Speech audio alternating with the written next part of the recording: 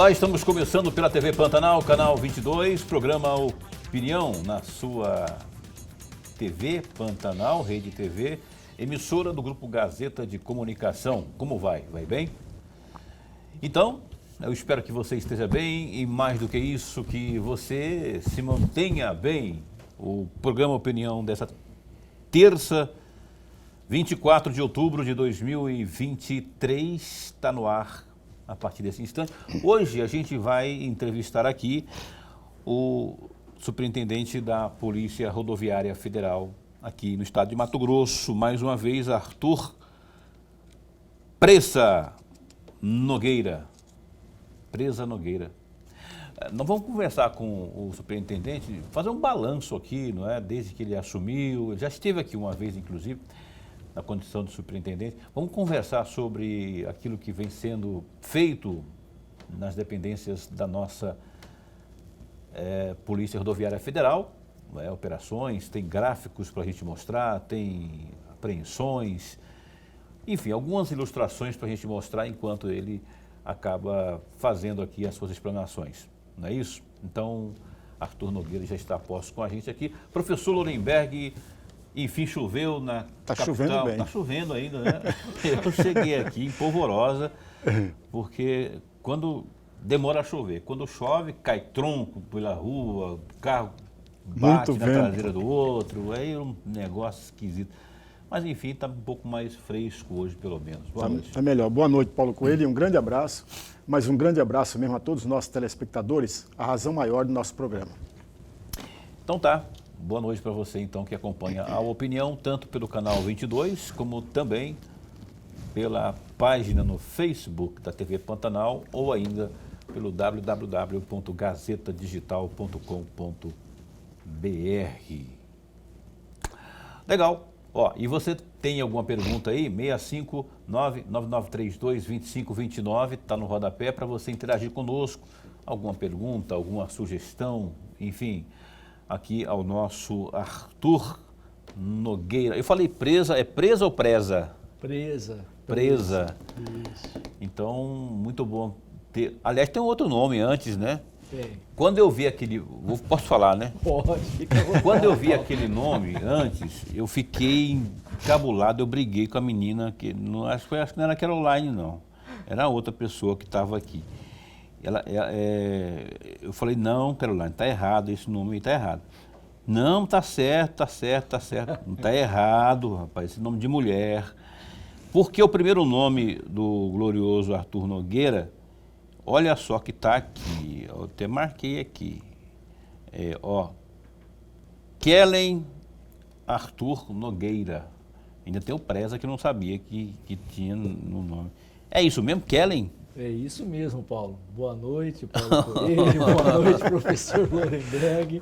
Você me fez lembrar os tempos de escola, né? Uhum. Já nos primeiros dias de aula no pré, quando tinha aquela famosa chamada, o professor ia rapaz, falando. é terrível aquilo, quando né? ia chegando ali no J, o meu já dava aquele frio no estômago, eu falava, lá vem a zoação. Era normal. Aí, Kellen, Arthur, né? Aí eu levantava a mão, tinha professores que ficavam olhando a mesma reação que você teve Tem com a certeza? Caroline, né? Uhum. E eu falava, sou eu sim, professor, né?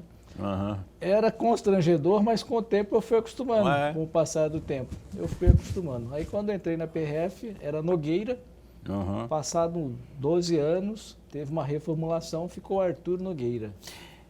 Por exemplo, o Papa João Paulo II, o nome dele era Carol Wojtyla.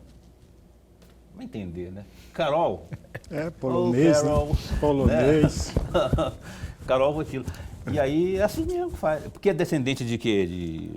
O seu pai e sua mãe? Papai puxou tudo lá dos americanos, né? né? Tenho irmãos aí chamado Kirk, Kleber, tudo com K lá em casa. Né? Então são 6 irmãos, todos eles com K. Tá certo. Então... Mas enfim, eu falei, rapaz, aqui de operações. Vamos fazer um en passant, né? Porque a gente vai esmiuçar aqui com algumas imagens que a gente tem aqui, números e tudo mais.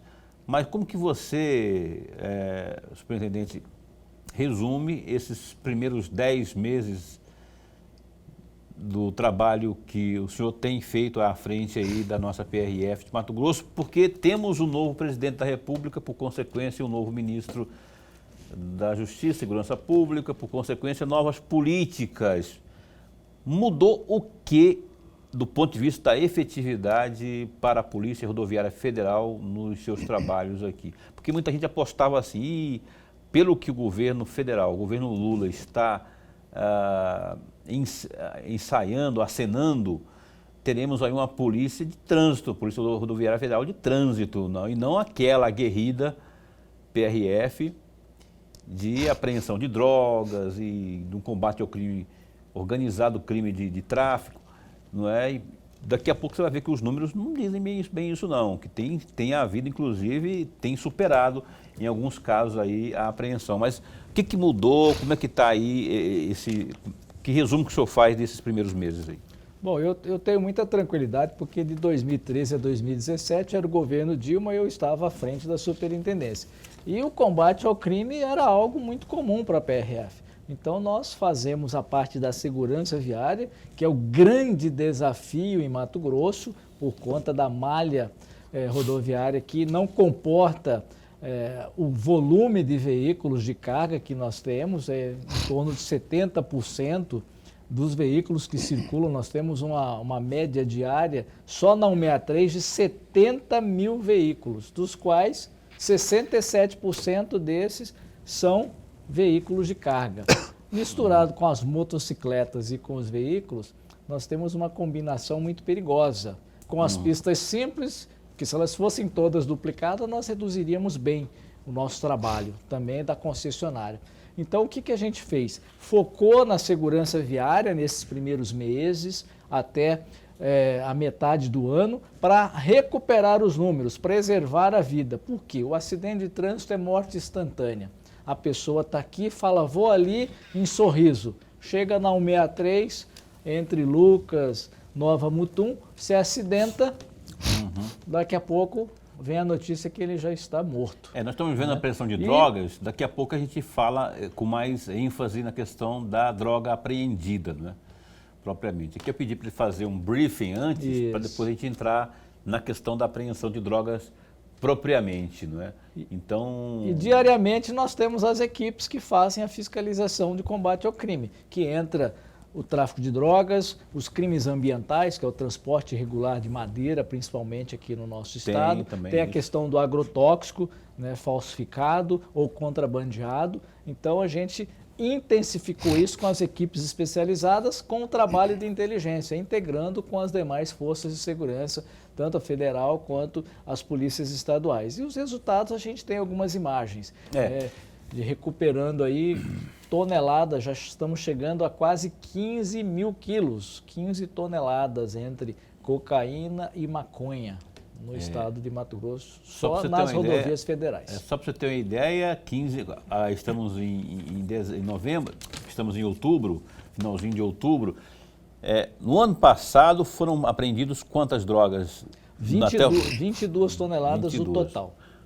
Né? Então, sendo que no segundo semestre foram as maiores apreensões. No segundo, né? Tivemos um maior número de apreensão de maconha. Só que o que acontece? Por uma determinação, professor Lorenberg, do nosso ministro Flávio Dino, ele determinou que os estados do Mato Grosso do Sul, Paraná, Rio Grande do Sul e Mato Grosso realizassem operações de combate ao tráfico. É por onde entra a cocaína e a maconha. Então nós estamos tendo recordes de apreensão de maconha no Mato Grosso do Sul e no Paraná, que é a divisa com o Paraguai.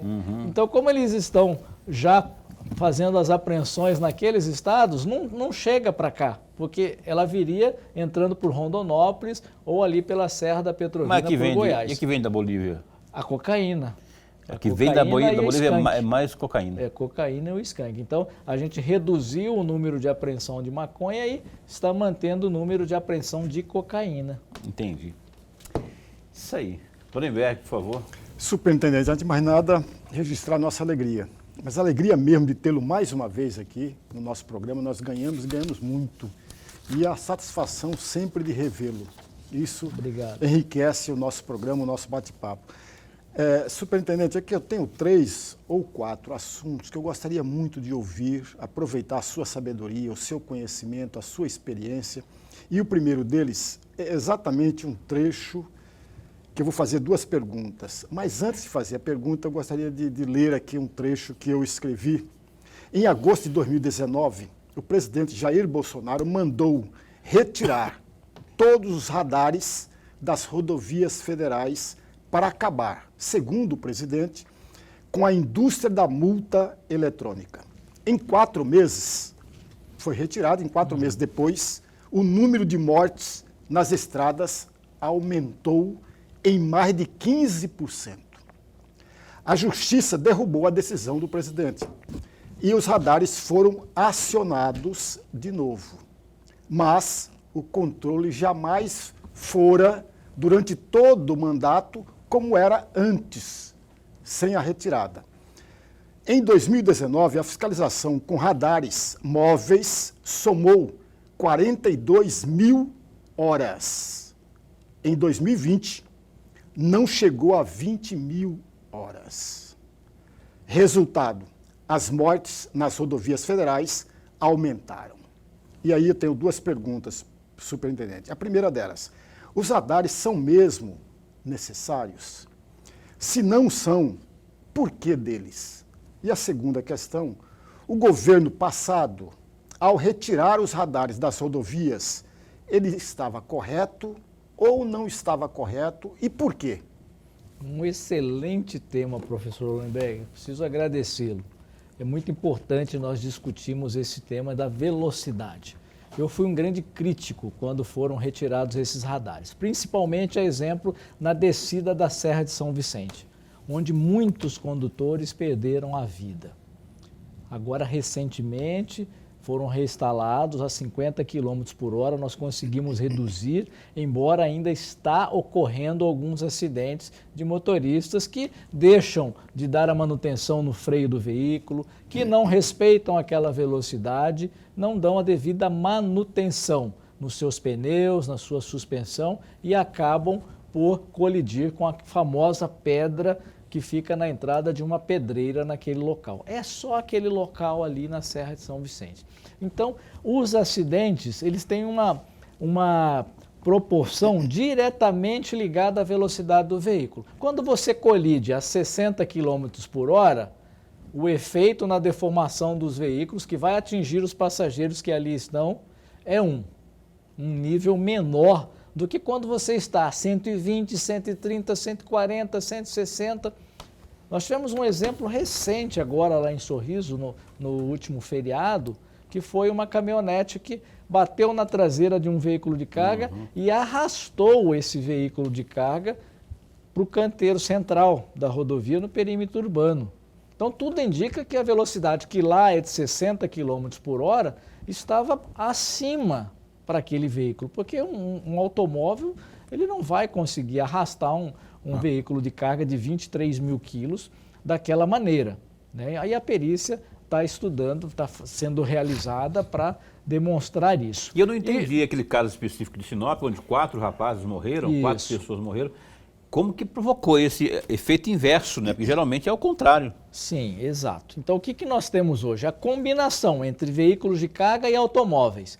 Somadas as velocidades e as massas desses veículos, nós temos veículos de carga de 30 metros, que conduzirão um total de carga de 74 toneladas, eles são autorizados. Então, geralmente, eles estão carregados. Colidir com um automóvel, que nós estamos falando aí de 2 toneladas, a 120 por hora o automóvel e o veículo de carga a 80, vocês imaginam. Pode ter 7 airbag, pode ter cápsula de segurança, né, que são aquela estrutura de ferro, destrói tudo, não sobra nada. Então, a letalidade dos acidentes é maior quando você não tem o controle de velocidade. Então, nesse trecho, por exemplo, entre Trevo do Lagarto e Rosário Oeste, eu mesmo operei com a minha equipe durante 3 anos os radares móveis. A gente saía de manhã e ia fazendo as paradas nos pontos onde ocorriam os acidentes e onde tinham as ultrapassagens proibidas na faixa contínua. Nós passamos 3 meses sem nenhuma morte, e ali já foi chamado de rodovia, trecho da morte, entre Jangada e Várzea Grande. Então, quer dizer, depois disso, a redução dos acidentes começou a ser sentida, e a gente demonstrou na prática que o radar é um equipamento necessário, ele é o controlador de velocidade. Então, se é 80, ele controlará não só naquele ponto onde o radar está, mas em um trecho longo, porque os motoristas começam a sinalizar para o outro com o farol, o que é proibido e cabe multa. Eles começam a sinalizar que a polícia está operando o radar. Então, todo mundo reduz a velocidade, Paulo e professor Lorenberg. Isso vai fazer com que, se acontecer algum acidente, não seja tão trágico como os que a gente vê por aí. Então, pega os trechos duplicados lá de Rondonópolis, que duplicou perto ali do terminal ferroviário. Há acidentes ali que o cidadão, de tanta velocidade, ele perde o controle, atravessa o canteiro e colide com o outro que está vindo no sentido contrário. Teve nesse ano que até pegou fogo os 2 veículos, morreram 6 pessoas, 2 automóveis. Então, o excesso de velocidade ele já é comprovadamente a causa da maior parte das mortes nos acidentes em rodovias federais. Então, lá tem menos acidentes que nas grandes capitais, mas o número de mortes vem ser maior por conta da velocidade. Então, os radares são essenciais. Então, aquele que fala que é indústria de multa, ele está equivocado, porque há sinalização indicando. Então, você é motorista, se você é motorista, você tem condições de fazer a leitura da placa de sinalização. Então, se está 80, se está 110, se está 100, você vai controlar o seu veículo. Agora, as pessoas aqui em Mato Grosso, me parece que compram caminhonetes, esses veículos maiores, e se sentem protegidos. E esquecem que nós temos veículos com 30 metros de comprimento, que se eles chocar ali, é como se ele estivesse batendo numa rocha. Esse veículo não vai parar, ele vai arrastar o outro, e aquilo vira uma folha de papel. A gente chega lá, são destroços. E não é muito diferente se bater na traseira, como aconteceu no caso. Da mesma disso. forma, porque é um paredão. O motorista que está lá na cabine, muitas vezes, numa colisão traseira, nem sente a pancada, dependendo. Se for motocicleta, então, ele nem sente que bateu. Como também não vai sentir que atropelou um ciclista que está ali no acostamento sem sinalização à noite. Então, muitas vezes a gente chega no local, está lá o ciclista, o transeunte, já em óbito, no acostamento, o motorista nem vê, porque são quantos eixos? 9 eixos. 8 vezes 4, 32, mais os 2 à frente, 34 pneus. 74 toneladas, ele está rodando ali, é diferente de um automóvel, que qualquer pedra que tiver ali, você vai sentir que passou em cima de alguma coisa. O veículo de carga não. Então, foi um grande erro do governo anterior de retirar esses radares, e com a retomada dos radares a gente conseguiu reduzir bastante a letalidade dos acidentes. Eu sou a favor dos radares. Eu acho que tirar radar é retrocesso. Eu tenho uma dúvida, entretanto, quanto ao radar. Aqui, não sei se é o nome adequado que eu vou usar aqui, mas me corrija se eu tiver. Que é aquele surpresa, né? Que é aquele quando você está. O agente fica em local indeterminado e para flagrar a alta velocidade com aquele radar que detecta a velocidade acima do normal. Isso. Todos os radares, esses operados pelos agentes, eles só podem ser operados nos pontos onde há índice de acidentes. Então ele não pode simplesmente parar a viatura, não, vou fazer o radar aqui agora, que aqui é 40 por hora, o pessoal anda a 60. Não é dessa forma. Existe uma normativa do Departamento de Polícia Rodoviária Federal que identifica, olha, do quilômetro tal ao quilômetro tal há um índice de acidentes, onde a causa é velocidade, a ultrapassagem, então precisa controlar a velocidade. Vou citar um exemplo aqui, que muita gente conhece. Lá no Rio Arinos, que é a BR-163, palco de grandes tragédias, teve a tragédia do ônibus em janeiro desse ano, que morreram lá, acho que 12 ou 13 pessoas. Muitas pessoas. Então, ali é uma pista simples, sem acostamento, 2 pontes, é estreita e as pessoas andam muito. Além de ultrapassar, aceleram bastante, veículos de carga, ônibus, sem exceção. Então, existe 2 pontos que dá certinho para parar a viatura. Os policiais estacionam a viatura, posicionam os cones de sinalização e ficam a menos de 1,5 metro da pista de rolamento.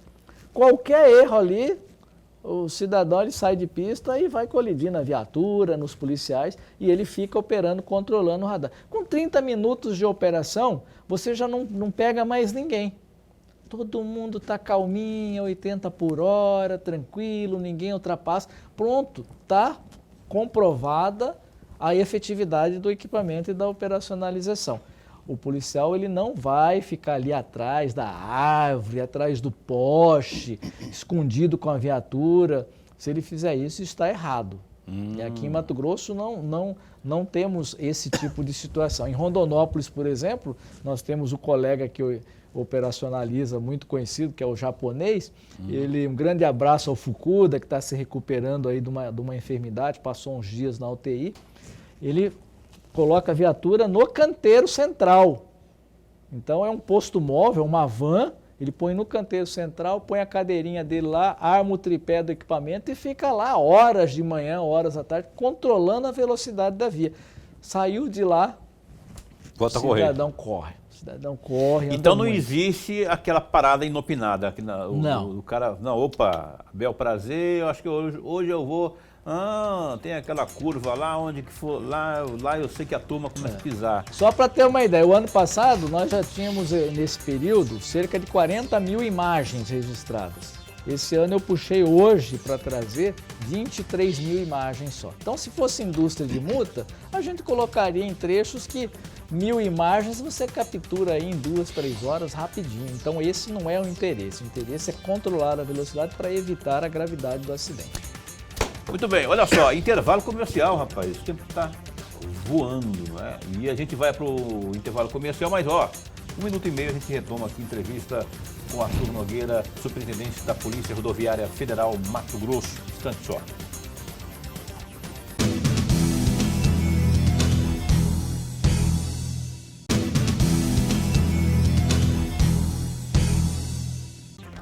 Então tá, estamos de volta. Não falei que era breve? A gente já está de volta, rapaz, com o programa Opinião, hoje com Arthur Nogueira, aqui da nossa PRF. Vamos saber aonde? Vamos pro Gazeta Digital, www.gazetadigital.com.br. Tem muita notícia importante, a gente escolheu algumas para você, como por exemplo, olha só, informações falsas como a de que vacinas causam doenças como câncer, AIDS ou diabetes, ou de que a que imuniza contra a Covid-19 pode provocar modificações na corrente sanguínea ou no DNA, estão entre as narrativas mais frequentes em fake news sobre vacinas detectadas pelo Ministério da Saúde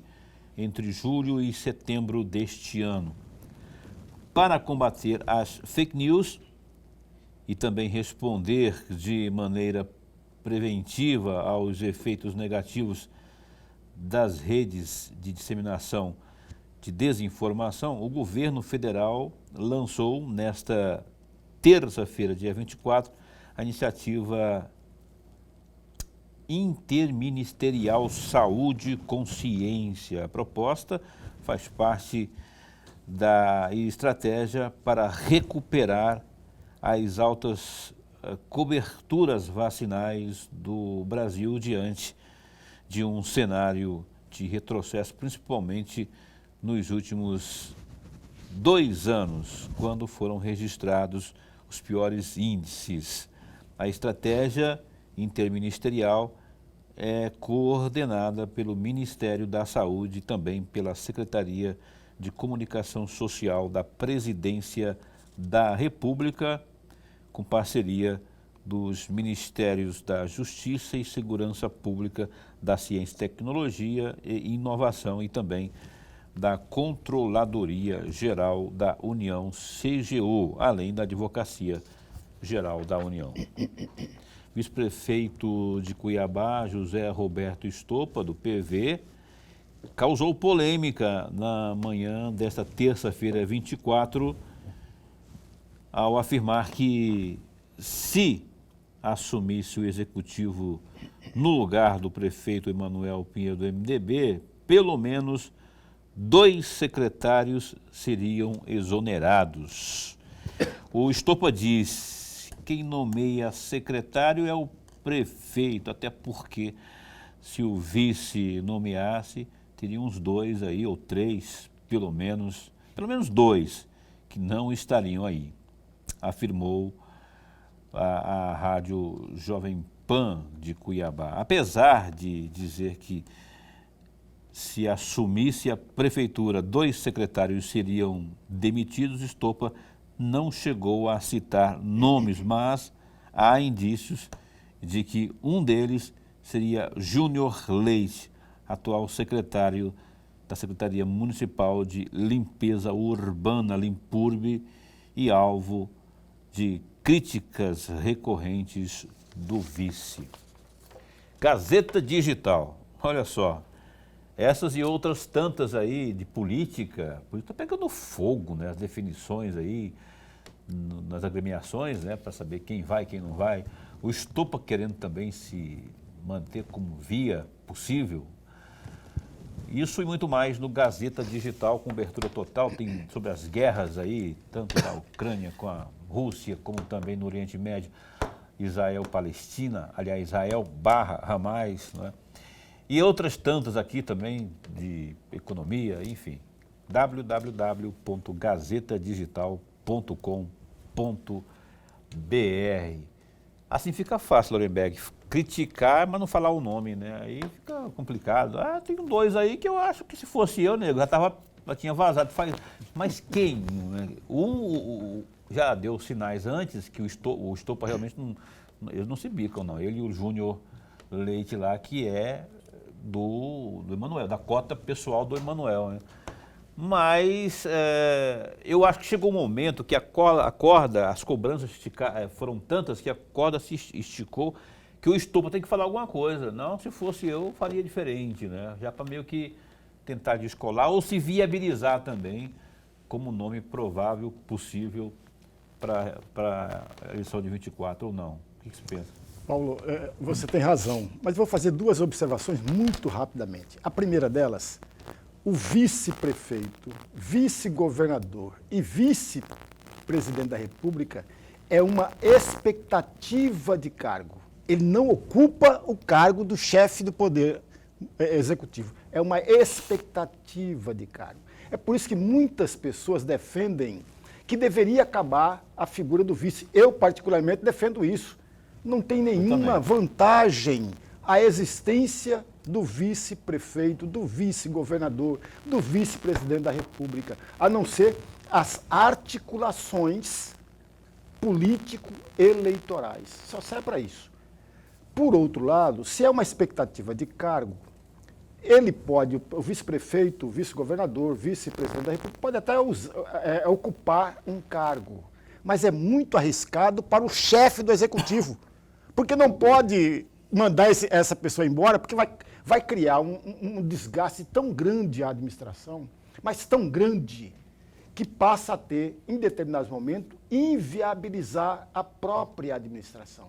Por isso que muitos governantes evitam colocar o vice para comandar uma pasta A, B ou C. E um terceiro ponto, é bom lembrar também que o vice-prefeito, quando tem, e ele é conhecedor da máquina pública municipal, ele conhece desde Roberto França, que ele já ocupa uma pasta dentro da administração, portanto conhece muito bem a administração pública. Porém, não me parece correto ele vir a público e colocar os pontos frágeis da própria administração, denunciando o próprio parceiro, o próprio colega, porque o vice-prefeito é um secretário, logo está denunciando um próprio parceiro. Deve fazer isso ao prefeito, fazer diretamente. Agora, por que ele está fazendo? Para pressionar o grupo todo para ele sair ou viabilizar a sua candidatura em 2024. Sair da onde? Sair candidato em 2024. Sair candidato, né? Essa que é a jogada. Faz sentido, mas assim, desse jeito, não. Não, aí como não. que eu vou querer seu apoio se eu estou te atacando, né? Exatamente. Mais ou menos isso, né, que você falou aí. É o jogador que quer derrubar o técnico. Perde Percebe, título para derrubar o técnico. Parecendo o time do Flamengo com o Sampaoli lá, todo mundo do lado com o Sampaoli. Vamos sabotar esse cara? Ô, Estopa. Meu amigo Paulo, mesmo que o prefeito saia de férias com 10, 15 dias, o vice-prefeito, ao assumir o posto, não tem a prerrogativa de substituir o secretário. Isso é tão óbvio, mas tão claro. Aliás, José Roberto Estopa, eu o convidei, tenho um convidado assim, ó, faz horinha que eu estou convidando Vossa Excelência para vir. A minha opinião muito pessoal sobre o Estopa. Estopa, como o Lorenberg citou aqui, desde a época de Roberto França, ocupando cargos importantes, e é um pé de boi para trabalhar. Até no próprio Mauro Mendes, na gestão do Mauro Mendes, trabalhava assim que fazia, sabe, dava gosto de ver o trabalho do Estopa, bom de trabalho. Aí vem Manuel Pinheiro, eu não sei se o Manuel não está dando espaço para ele trabalhar, não está sortando, faz-me rir, porque milagre não vai fazer também, né? Então, se a pasta, a gestão dele, se a pasta gerida por ele não estiver recebendo os recursos necessários, como que vai? Por que eu falo isso? Porque está deixando a desejar. Você olha, anda por Cuiabá, nesse outubro de 23 agora. É um queijo suíço, e eu estou falando isso não faz muito tempo, porque não houve planejamento antes das águas. As águas estão chegando agora, as chuvas estão chegando agora, não é? Se imagine ver daqui 2 meses, quando estiver chovendo mesmo, e se vier essa chuva que está prometendo, com esse calor enorme aí, santo Deus, santo Pai, santo Cristo, não sei que não vão virar, né? Então, deixou de dar o ar da graça como gestor na Secretaria de Obras aí, tá feia a coisa, não tem, em termos de asfalto então, nem se fala. E eu posso ficar 10 minutos citando rua por rua principal, de bairros principais aqui, provo para Vossa Excelência. Tem alguma até no meu celular aqui que eu gosto de sair tirando retrato, né, na rua. Ruas de ônibus, avenida de ônibus, está faltando a presença do município para fazer a manutenção ali. Não houve o tapa-buraco previsto todo ano que devia ter antes das chuvas, não está tendo. Então, como que o senhor quer ser prefeito, sendo que o básico o senhor não está fazendo que aquilo que lhe compete? Aí eu queria cobrar do senhor aqui, onde está o Arthur Nogueira aqui, e perguntar para o senhor, mesmo jeitinho aqui, com todo respeito, né? Porque eu respeito, tanto que eu reconheço o seu trabalho, que você sabe trabalhar, mas talvez seja o Nenel que dá tchau assim, né? Não quer liberar a grana, e se não está fazendo as coisas que tem que fazer aí. Mas aceita o convite aí, eu ligo para ele, aí ele de vez em quando dá um João sem braço, ele retorna quando eu estou dormindo à noite, não dá, né? Aí é sol e lua também, né? Mas Estopa, está convidado para vir aqui a opinião, para conversarmos a respeito disso tudo, de questões eleitorais e questão de gestão também, beleza? Eu vou pedir para o Lorenberg, o professor Lorenberg Alves, abrir o bloco de perguntas. O nosso tempo é pequeno ou grande? O nosso tempo é pequeno ou grande? Tem 5 minutos, dá para, né? É isso? Fala aí. 5 minutos. Então, 1 minuto de pergunta para 3 de... Então, eu vou deixar essa pergunta para o próximo bloco, para dar tempo, e eu vou trazer uma outra aqui. E aí é uma reflexão, viu, o superintendente? De acordo com a atual Constituição Federal, a PRF passou a integrar o sistema de segurança pública já com poderes para investigar por conta própria crimes relacionados ao sistema viário. 2 anos depois, deixou de ser subordinada ao DNR e passou a ficar no Ministério da Justiça. Não é isso? Ministério da Justiça. Ao lado da Polícia Federal. E, a meu juízo, me corrija, inaugurou aí uma rixa entre a PRF e a Polícia Federal. E aí vem a minha pergunta, muito mais um pedido de reflexão. Essa rixa, de fato, ocorre ou, na sua leitura, não ocorre rixa nenhuma, não há nenhuma vaidade entre a Polícia Federal e a PRF? Bom, o artigo 144 é claro, né? Inciso 1º, Polícia Federal, 2º, Polícia Rodoviária Federal, 3º, Polícia Ferroviária Federal, que está até em discussão por conta da ampliação do sistema ferroviário. Ao meu ver, não há nenhuma rixa, né? Há uma integração, existe inclusive uma força de integração, de combate ao crime organizado criado nos estados, onde a gente já apresenta resultados aqui em Mato Grosso de apreensões há 15 dias, 1 tonelada de cocaína, né, avião e trabalhando junto à PRF dentro das fazendas. Então, não há essa rixa, somos a polícia da União e devemos trabalhar junto. Há as atribuições, eles são judiciários e nós não. Então, a investigação é deles, o inquérito é deles, as drogas que nós apreendemos separadamente ou em conjunto são levadas à superintendência para que o delegado receba e dê continuidade à investigação para chegar na origem, né, no destino dessa droga. Agora, as vaidades, professor Lorenberg, existe desde que o mundo é mundo. Todo mundo tem a sua vaidade e o seu orgulho. Então, se há de alguma parte, é preciso que cada um trabalhe a sua vaidade, o seu orgulho, o seu egoísmo, mas a sociedade precisa do resultado. Ela paga as polícias da União para resultado. Então, a gente não tem que brigar. Eu tenho uma integração muito boa com a superintendente Lígia, com a equipe dela aqui. A gente trabalha de forma integrada, inclusive a equipe de inteligência das polícias, dando esse resultado ao ministro Flávio Dino. Tem dado certo, a propósito da vaidade, quando há as forças de segurança, quando se unem aqui no âmbito do estado de Mato Grosso, por exemplo, tem dado certo, não tem havido a invasão de... Como é que fala? De competência. De atribuições, de competência? Não, quando as operações são integradas, elas são de fato integradas. O Brasil passou a ter essas operações integradas a partir de 2007, do Pan-Americano.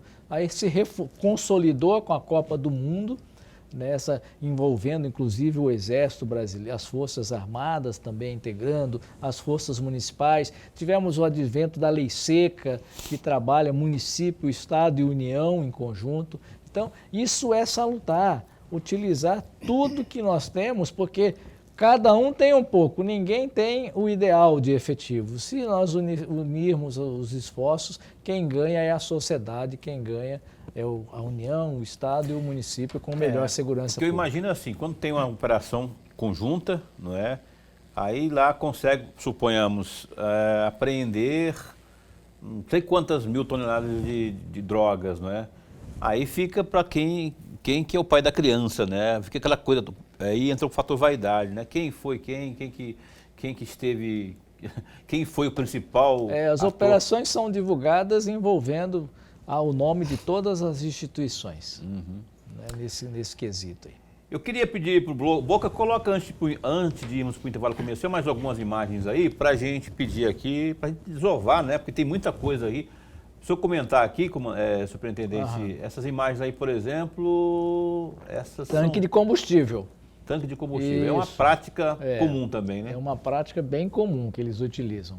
Coloca ali bem acondicionada, a droga não sofre nenhum efeito desse combustível. Com combustível ali dentro? Com combustível ali dentro. Olha só, rapaz. Então o policial tem que ter uma expertise para identificar isso, saber desmontar, abrir essa peça sem danificar, porque vai que ele abre ali e não tem nada, né? Nós vamos falar dos cães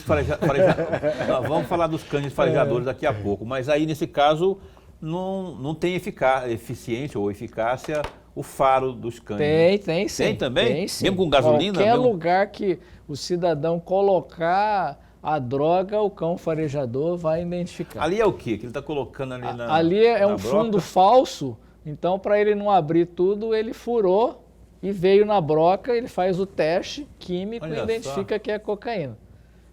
Ali, essa apreensão, salvo engano, foi em Jangada.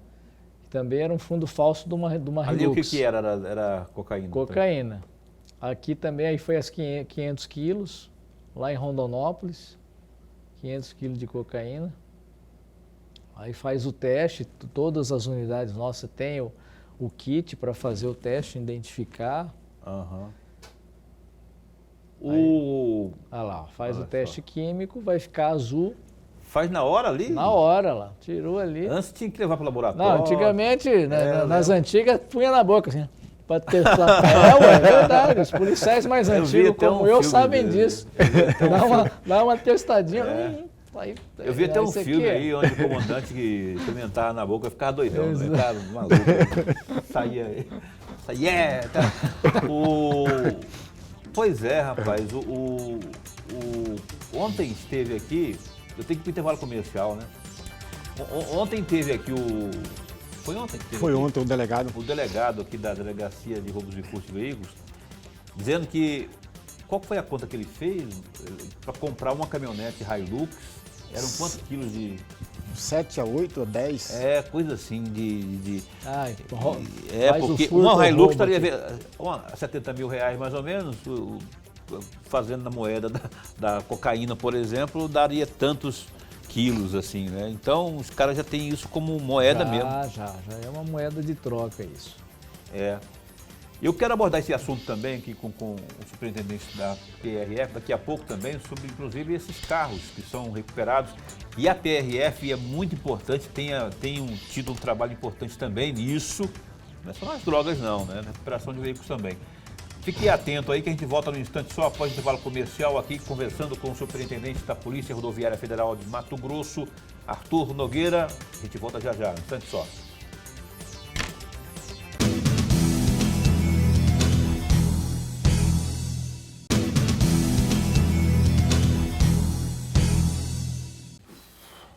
Estamos de volta aqui com o programa Opinião, hoje com Arthur Nogueira da PRF. Dona Emberg, aquela longa que você pediu para fazer, que é quilométrica, eu queria que você desse uma acelerada nela, faça a.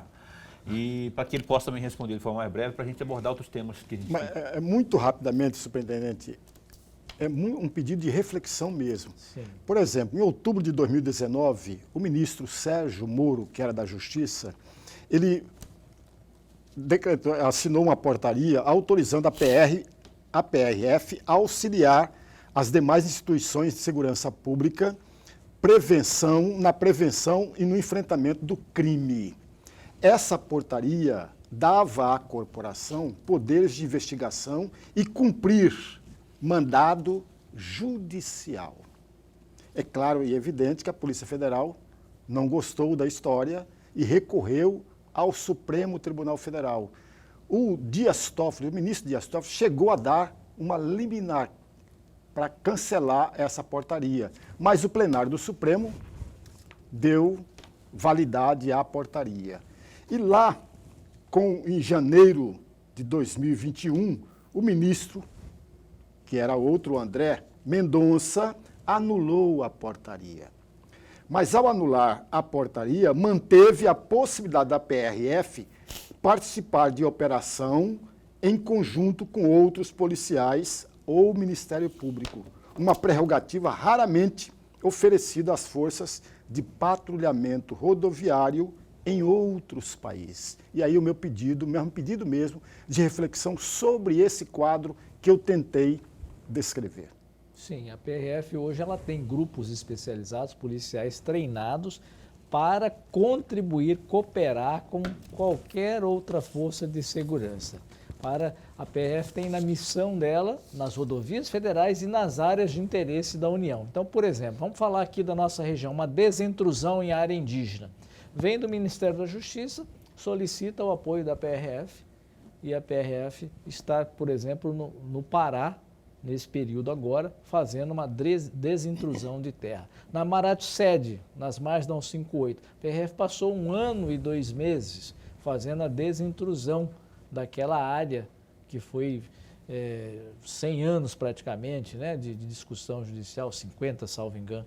Então, a gente foi para lá fazer esse trabalho. Então, todas as vezes que é de interesse da União, o ministro da Justiça nos autoriza a somar esforços, seja com a Polícia Federal, com as forças estaduais, como foi no garimpo em Pontes Lacerda, quando estourou ali o garimpo, seja com o Ministério Público, com o IBAMA, com a FUNAI, a gente faz essa ação com equipes especializadas treinadas para esse tipo de trabalho.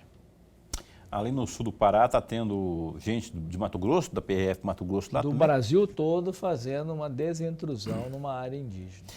É assunto para outro momento, mas eu acho um absurdo o que está acontecendo lá. Acho, a decisão, né, que houve aí, mas eu acho um absurdo que em 1988 o termo lá era está, não está ou não estará, não é? Vier a ter, não que vier a ter.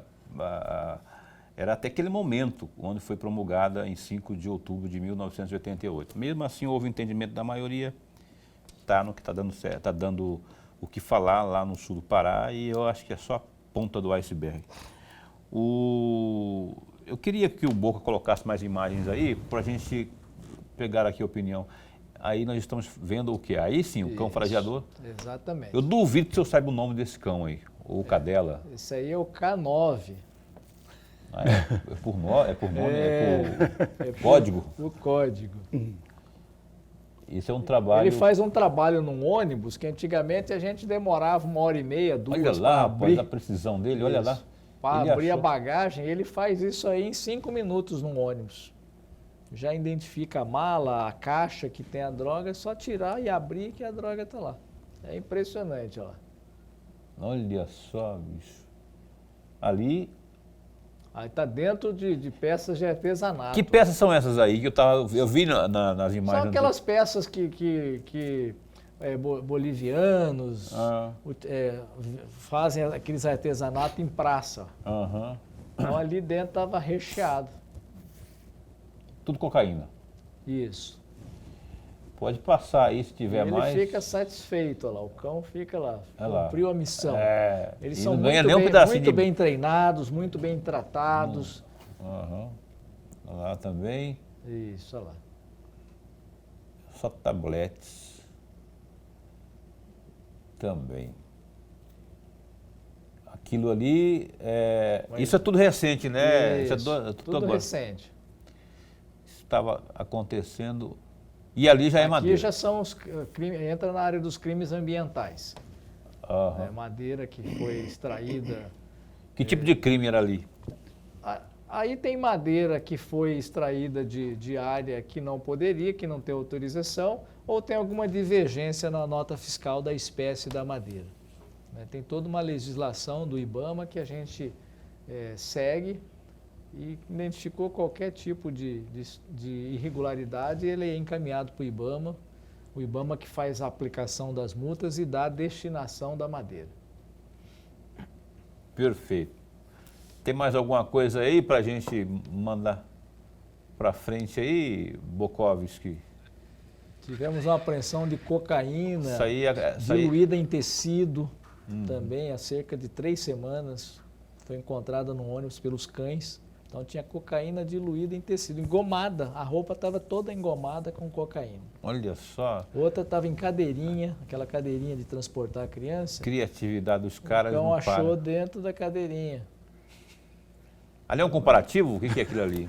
Ali é o comparativo, né, de 2022 e 2023.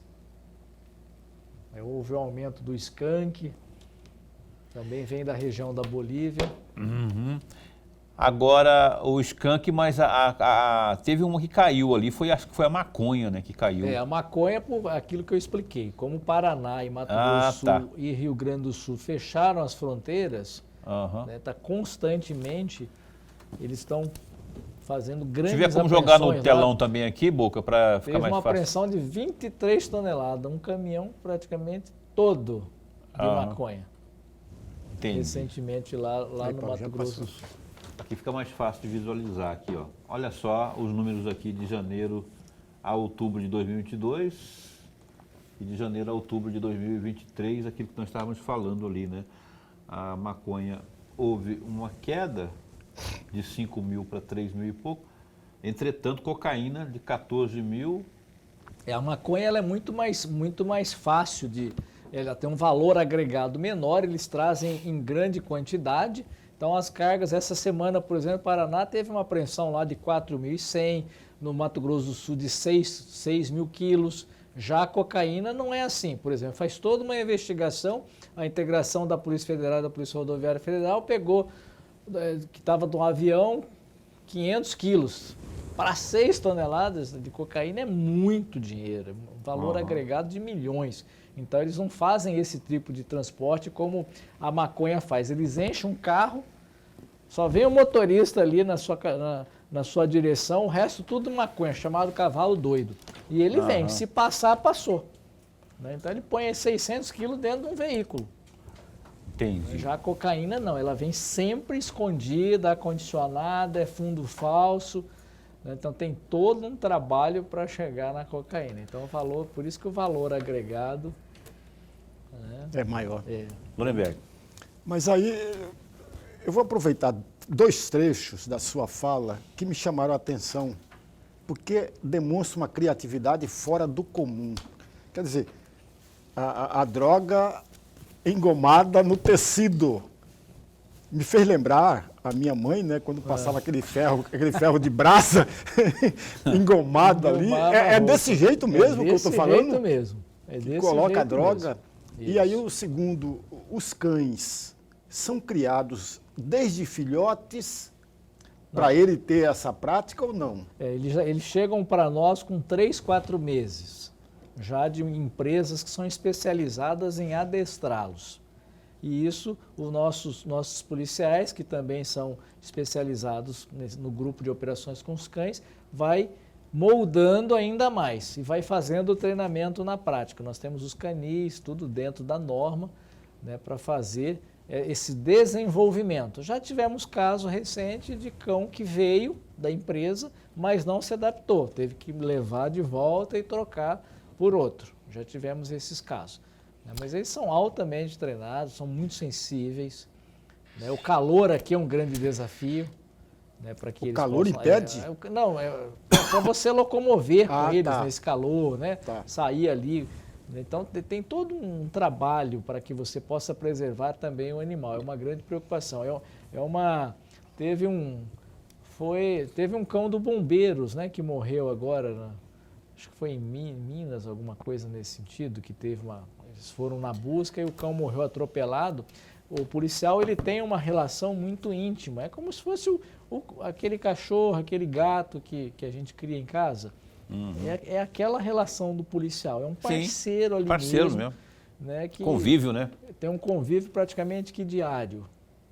Então, é um cuidado muito grande. Arthur Nogueira, eu quero caminhar para o final aqui. Eu gostaria de abordar um assunto muito en passant, porque eu sei que a PRF talvez não tenha profundidade para discorrer sobre ele, que é a questão da mineração. Aqui tem algumas áreas e alguns que dizem respeito diretamente à União, governo federal.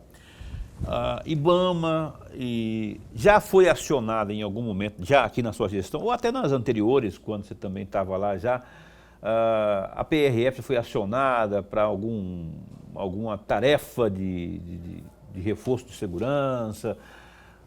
Quanto à exploração ilegal e indevida, acabamos, o jornal A Gazeta, de publicar aí na sua capa aí um absurdo que está acontecendo lá em Chapada dos Guimarães, o garimpo avançando em área da União.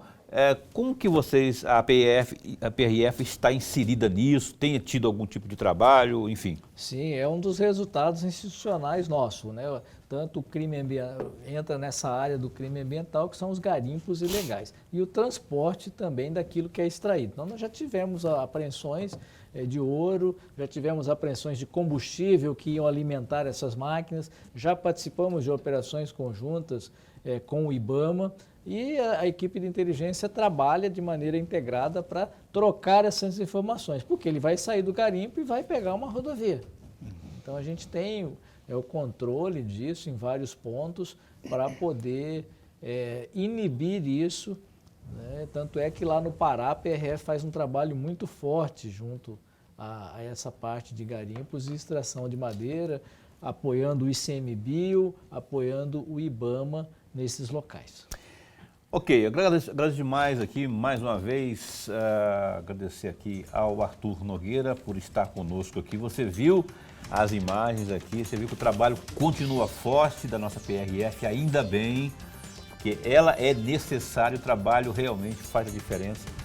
Que continue daí para melhor, viu, Arthur Nogueira? A gente está aqui a posto, a gente fica orgulhoso de ver esse trabalho acontecendo e é por isso que a gente convida sempre e esse espaço continua a posto para bem informar. Paulo, e aí vale frisar, Paulo e professor Orenberg, que a gente trabalha com tudo isso, já levamos preso 2.046 pessoas com humanização, buscando a polícia humanizada. Nós estamos nessa semana dando cursos aos policiais novos de direitos humanos para que a gente possa dar à sociedade o tratamento devido que todo mundo merece, fazendo com que a lei seja cumprida. Aí, tá vendo? Tem o pessoal que foi preso também aí. Tudo isso pela nossa PRF. Obrigado, Arthur Nogueira, a assessoria de imprensa, o NUCOM, que é o Núcleo de Comunicação, a todos os agentes que estiveram direta ou indiretamente envolvidos aqui para que essa entrevista tivesse esse conteúdo que teve. Obrigado de verdade ao pessoal da PRF aí, viu? Continue contando conosco aqui. Orenberg, até amanhã. Até amanhã. Vamos conversar amanhã, não tenho a menor ideia de quem seja. Tá aqui, ó, amanhã entrevista com o presidente da Metamate, o Juliano Jorge. Mais mineração, vamos conversar sobre isso com o Juliano Jorge amanhã aqui no programa Opinião, né? Boca adora quando eu esqueço. Até lá, fica bem, fica com Deus também.